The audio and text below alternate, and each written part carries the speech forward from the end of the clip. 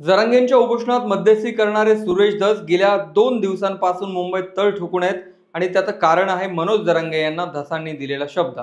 जरांगेंना फडणवीसांकडून मागण्या मान्य करून आणतो असं म्हणत सुरेश धसांनी उपोषण सोडवलं खरं, पण सर्वात महत्त्वाची जी मागणी होती तीच आता मागे ठेवण्यात आली आहे। शिंदे समितीची मुदतवाढ ही 30 जून 2025 पर्यंत वाढवण्यात आली आहे, तर वेगवेगळ्या गॅझेट बाबतही शिंदे समितीकडून अभ्यास करण्यात येईल। या 2 मागण्यांचा आदेश सरकारने काढला आहे, पण यात गुन्हे दाखल घेण्याबाबतची जी मागणी होती तिचा सस्पेन्स अजूनही कायम आहे। एकीकडे जरांगेंनी सुरेश धस आणि फडणवीसांवर आधीच नाराजी जाहीर करत परत एकदा सामूहिक उपोषणाची हाक दिली आहे, तर यात आणखी एक घडामोड अशी आहे की जरांगेंच्या मिळवण्यासह 9 वाळू माफियांना तडीपारही करण्यात आलं। हे वाळू माफिया जरांगेंच्या आंदोलनात सक्रिय तर होतेच, शिवाय त्यांच्यावर जाळपोळ आणि हिंसाचाराचेही गुन्हे दाखल होते। या तडीपारीच्या कारवाईमुळे जरांगे अस्वस्थ झाले। त्यानंतर सुरेश धसांनीही तातडीने मुंबई गाठली। मुंबई गाठण्यापूर्वी सुरेश धसांनी सांगितलं की मंगळवारच्या कॅबिनेटमध्ये याबाबतचा निर्णय होईल आणि मुख्यमंत्री याबाबत सकारात्मक आहेत। मात्र कॅबिनेट झाली, त्यात जरांगेंच्या ज्या मागण्या आहेत त्यावर एक शब्दही काढण्यात आला नाही। यानंतर सुरेश धस फडणवीसांची वेळ घेऊन त्यांना भेटायला गेले, मात्र याचाही काही फायदा झाला नाही, कारण आदेश फक्त 2च मागण्यांबाबत काढण्यात आला। फडणवीसांचं मन जिंकण्यासाठी मध्यस्थी करायला गेलेले सुरेश धस एकीकडून जरांगेंचं प्रेशर आणि दुसरीकडून फडणवीस अशा कोंडीत का सापडलेत आणि यावर खरंच काही कार्यवाही होणार आहे का, त्याचीच माहिती तुम्हाला या व्हिडिओत मिळेल। नमस्कार, मी विशाल, तुम्ही पाहताय story.com। व्हिडिओला सुरुवात करण्यापूर्वी महत्त्वाची आठवण, हे चॅनल तुम्ही सबस्क्राइब केलेलं नसेल तर सबस्क्राइब बटनवरती क्लिक जरूर करा। मनोज जरांगेंनी 25 जानेवारीला सामूहिक उपोषणाची सुरुवात केली आणि त्यांच्यासोबत अंतरवालीमध्ये मराठा समाजातल्याही बऱ्याच जणांनी उपोषण केलं। सलग 6वा दिवस उलटूनही या उपोषणाकडे मराठा समाजातील लोकप्रतिनिधी सोडता कुणी पाहिलं नाही। अखेर सुरेश धस यांनी मुंबईहून थेट अंतरवाली सराटी गाठली आणि मनोज जरांगेंना उपोषण सोडवण्याची विनंती केली। जरांगे सुरेश धसांचंही ऐकायला तयार नव्हते। या उपोषणात सहभागी असलेल्या अनेकांची तब्येत खालावत चालली होती आणि लोकांना रुग्णवाहिकेतून दवाखान्यात नेणं सुरू झालं। परिस्थिती बिघडत असलेली पाहून 30 जानेवारीला म्हणजे उपोषणाच्या 6व्या दिवशी अखेर सुरेश धसांनीच पुढाकार घेतला आणि जालन्याच्या जिल्हाधिकाऱ्यांना समोर बसवून काही मागण्या लिहून घेतल्या।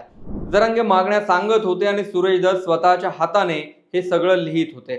सुरेश धसांनी लिहिलेल्या कागदावर एक शब्द काय, पण एक कोमा, पूर्णविराम, स्वल्पविरामही चुकू नये याची काळजी स्वतः जरांगे घेत होते। अनेक वाक्य लिहिलेली खोडायला लावली, पुन्हा जशाच तशी मागणी लिहून घेतली। जालन्याचे जिल्हाधिकारी येईपर्यंत जरांगे आणि सुरेश धस यांनी या सगळ्या मागण्यांवर मंथन केलं। जिल्हाधिकारी आले आणि त्यांच्या समोर जरांगेंचं उपोषण सोडवण्यात आलं। जरांगेंच्या या 4 मागण्या होत्या। पहिली मागणी म्हणजे कुणबी नोंदी शोधण्यासाठी माजी न्यायमूर्ती शिंदे समितीला मुदतवाढ देण्यात येईल। दुसरी मागणी हैदराबाद गॅझेट, बॉम्बे, सातारा गॅझेट लागू करण्याबाबत माजी न्यायमूर्ती शिंदे समितीकडून अभ्यास करण्यात येईल आणि त्यानुसार शासन स्तरावर पुढील कार्यवाही होईल। तिसरी मागणी महाराष्ट्रातील मराठा आंदोलकांवर दाखल झालेल्या केसेस उच्च न्यायालयाच्या निर्देशानुसार आणि शासन निर्देशानुसार तपासून मागे घेण्याच्या कार्यवाहीला गती देण्यात येईल। आणि चौथी मागणी होती ती म्हणजे कुणबी प्रमाणपत्र देण्यासाठी जिल्हा आणि तालुका स्तरावर स्थापन केलेल्या कक्षामार्फत कार्यवाही यापुढेही चालू राहील। यातली तिसरी आणि चौथी मागणी मान्य होणं अजून बाकी आहे। या सगळ्या मागण्या मान्य करून घेण्याचा शब्द धसांनी दिला आणि जरांगेंनी उपोषण सोडलं। फडणवीसांच्या काळात झालेलं हे पहिलंच उपोषण होतं। उपोषण सोडवण्यासाठी ना मंत्री होते ना राज्यातले कुणी मोठे नेते। एकनाथ शिंदे मुख्यमंत्री असताना शिंदेंनी जरांगेंच्या उपोषणाला कायम मध्यस्थीसाठी मंत्री पाठवले। परिणामी या उपोषणाची आणि पर्यायाने जरांगेंची उंची वाढतच गेली। कधी मुख्यमंत्री स्वतः भेट द्यायचे, तर प्रत्येक उपोषणाची दखल ही कॅबिनेट मंत्र्याकडून घेतली जायची। मात्र या सरकारच्या काळात उपोषण फक्त आमदारावर सोडवण्यात आलं आणि येत्या काळात काय होणार याची झलक फडणवीसांनी दाखवली।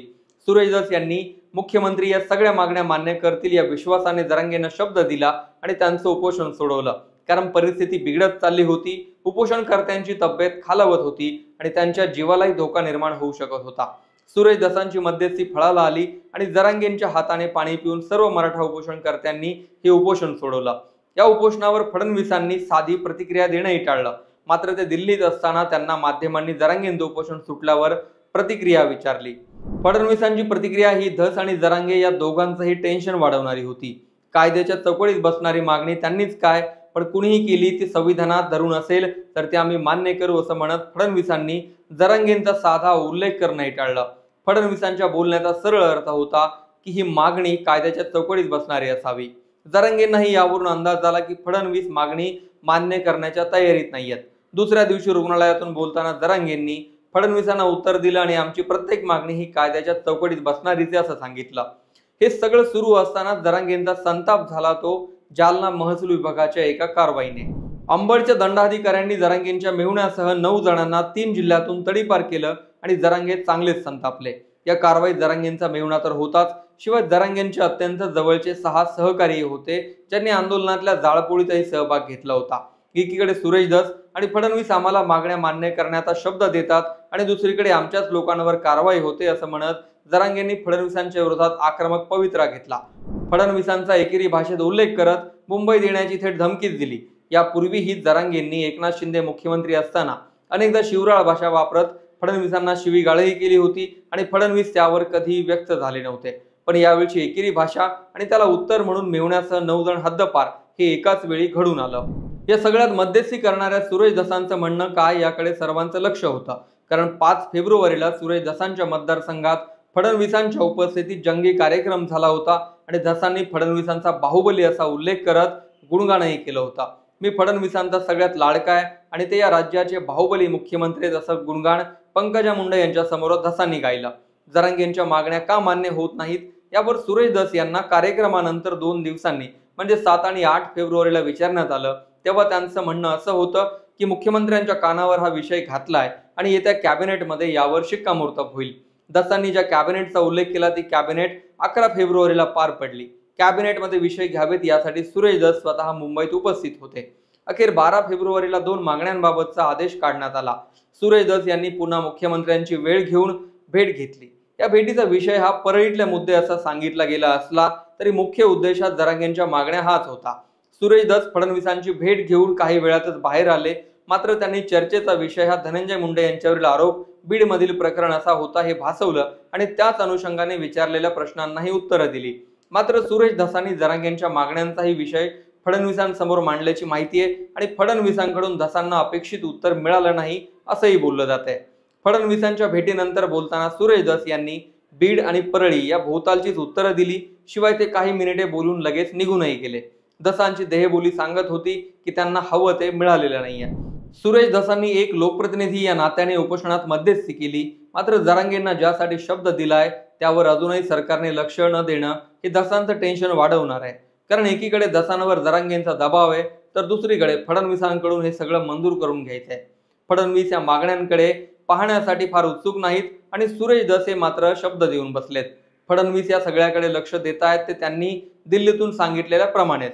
कायद्याच्या चौकटीत बसणारं जे असेल ते सगळं मान्य होईल। शिंदे समितीला मुदत वाढवून मिळणं ही एक प्रशासकीय मान्यता होती आणि ती देण्यात आली, पण जरांगेंच्या अत्यंत जवळच्या काही लोकांवरही गंभीर स्वरूपाचे गुन्हे दाखल आहेत आणि ती मागणी मात्र अजूनही प्रलंबित आहे।